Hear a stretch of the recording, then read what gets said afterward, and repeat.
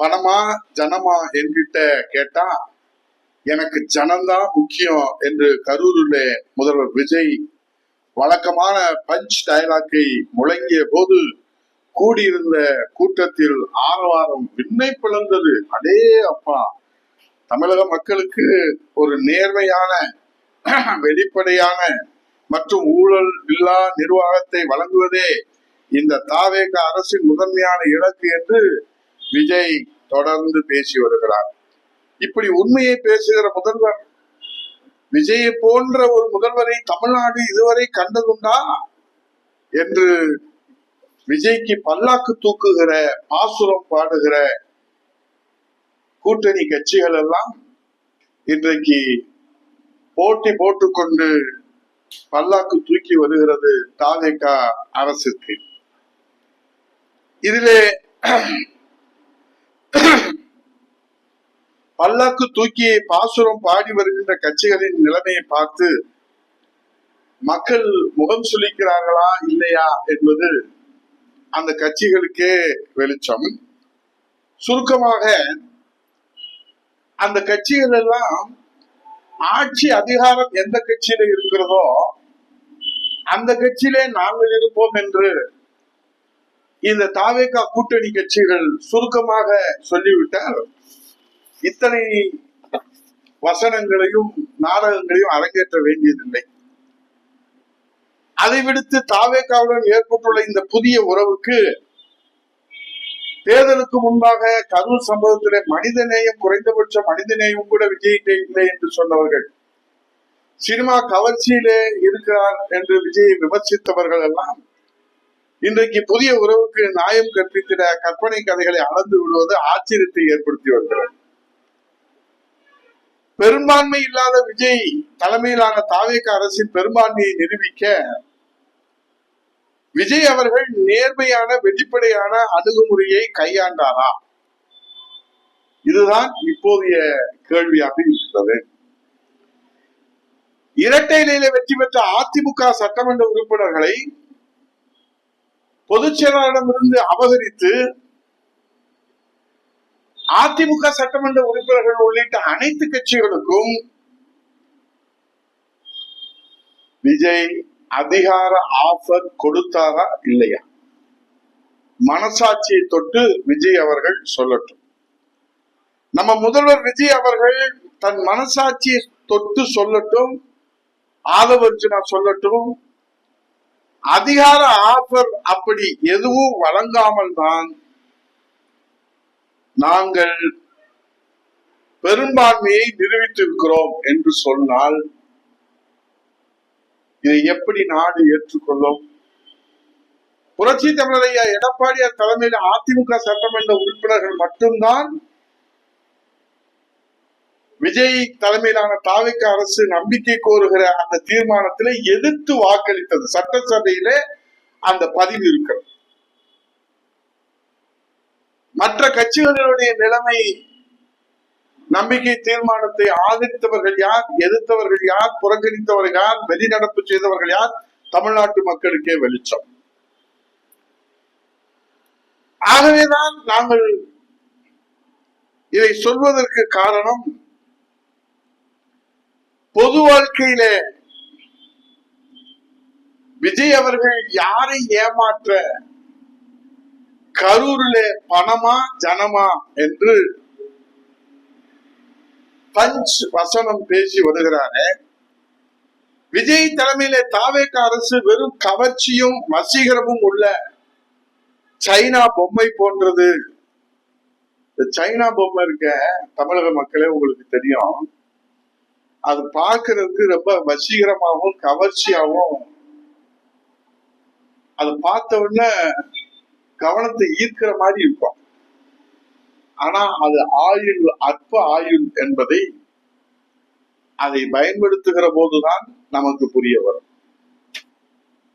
ஆனால் அதிமுக அரசு ஐஎஸ்ஐ முத்திரை குத்திய அக்மாக்க அரசாக ஆயிரம் சாதனை திட்டங்களை இந்த அன்னை தமிழகத்திற்கு வழங்கி இருக்கிறது. இந்த நாட்டு மக்கள் நன்றாக அறிவார்கள். ஆகவேதான் இன்றைக்கு விஜய் தலைமையிலான தாவேக அரசு வசீகரத்தாலும் கவர்ச்சியாலும் மிதமிஞ்சிய அளவிலே தற்காலிகமாக தகதகவென ஜொலிக்கலாம், வாழ்த்துப்பா பாடலாம், ஆஹா ஓஹோ என்று பேஸ் பேஸ் என்று பாராட்டலாம். ஆனால் உண்மை நிலை என்ன? தமிழக மக்களை எழுதி வைத்துக் கொள்ளுங்கள். தாவேக அரசின் ஆயுள் காலம் எண்ணப்பட்டு வருகிறது. விஜய் தலைமையிலான தாவேக அரசு இன்னும் சில காலம் மட்டுமே என்று உதயகுமார் ஜோசியம் சொல்லவில்லை, ஜாதகம் சொல்லவில்லை. கள நிலவரத்தை தமிழ்நாட்டு மக்களோடு எடுத்து வைக்கின்றேன். தேர்தல் முடிவுக்கு பின்னால் ஆட்சி மாறி இருக்கலாம். மாண்புமிகு முதல்வர் விஜய் அவர்களே, இந்த 80 நாட்களிலே உங்கள் தலைமையிலான அரசின் அதிகார சிஸ்டம் மாறி இருக்கிறதா? அப்படியேதான் தொடர்கிறது. விஜய் அவர்களை மறுக்க முடியுமா? பழனி கோயில் நில மோசடி விவகாரம் விஜய் தலைமையிலான தாவேக அரசுக்கு தலையிலே விழுந்த முதல் அடி.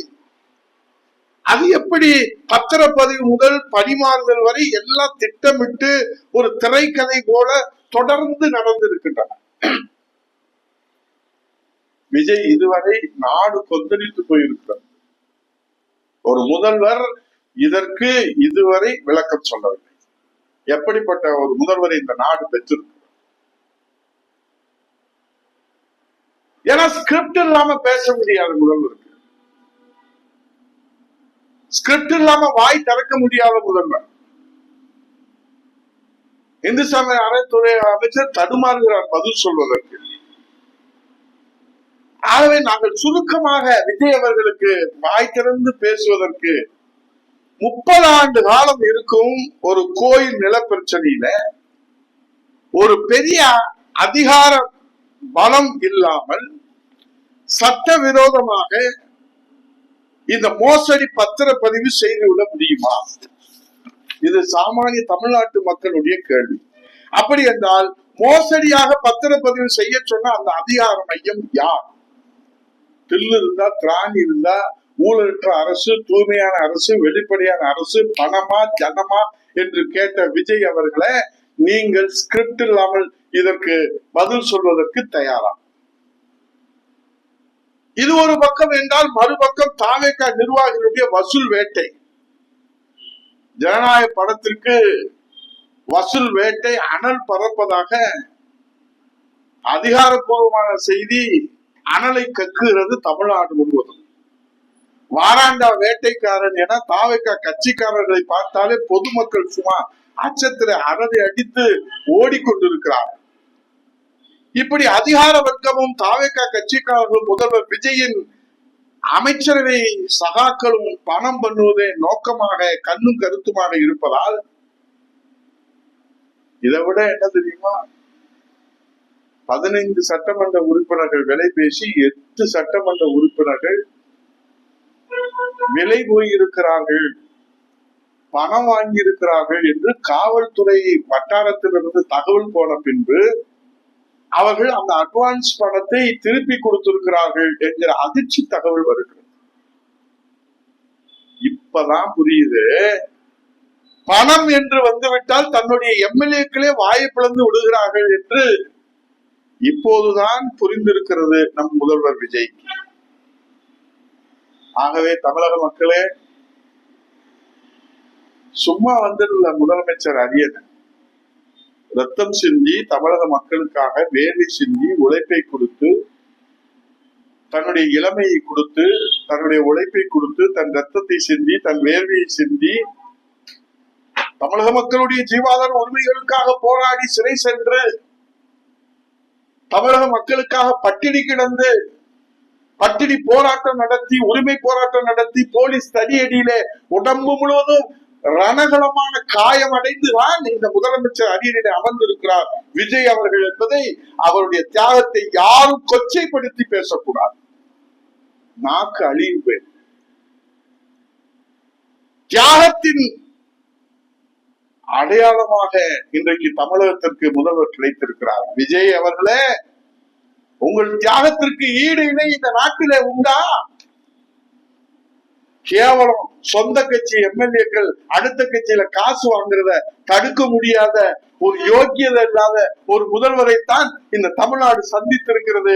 இது போன்ற 1000 சவால்கள் அன்னை தமிழகத்திலே ஆட்சி அதிகாரத்திலே எழுகிற போது அதை கையாளுகிற அணுகுமுறையும் விஜய்க்கு தெரியாது. ஏன்னா அவர் வசனம் எழுதி ஸ்கிரிப்ட் எழுதி மனப்பாடம் செய்து பேசியதை தவிர தனக்கு சாப்பாடு வேணும்னு பேசுறது கூட அவருக்கு தெரியாது. சவால் விடுறாங்க. இந்த சாமானிய தொண்டர் உதயகுமார் மேகதாது பிரச்சனை, முல்லை பெரிய பிரச்சனை, கச்சத்தீவு பிரச்சனை, பாலாறு பிரச்சனை, இன்றைக்கு இருக்கக்கூடிய மின்வெட்டு பிரச்சனை, அத்தனை பிரச்சனைகளையும் விழா வாரியாக ஸ்கிரிப்ட் இல்லாமல் வாயை திறந்து ஒரே மேடையிலே விவாதிப்பதற்கு விஜய் அவர்களே, நடிகர் விஜய் அவர்களே, முதல்வர் விஜய் அவர்களே, ஊழலற்ற சாம்ராஜ்யத்தை உருவாக்குவதற்காக உழைத்துக் கொண்டிருக்கிற விஜய் அவர்களே, நீங்கள் தயாரா? எடப்பாடியாரோடு கருத்துக்களை எடுத்து வைப்பதற்கு நீங்கள் தயாரா? இல்லை எடப்பாடியாரின் இந்த சாமானிய தொண்டரோடு கருத்துக்களை விவாதிப்பதற்கு தயாரா என்று கேட்டு சவால்களை சமாளிக்க முடியாமல் தடுமாறி கொண்டிருக்கிற விஜயின் அரசின் ஆயுள் காலம் எண்ணப்பட்டு கொண்டிருக்கிறது. சில மாதங்களோ சில நாட்களோ என்பது தமிழ்நாட்டு மக்களுக்கே வெளிச்சம்.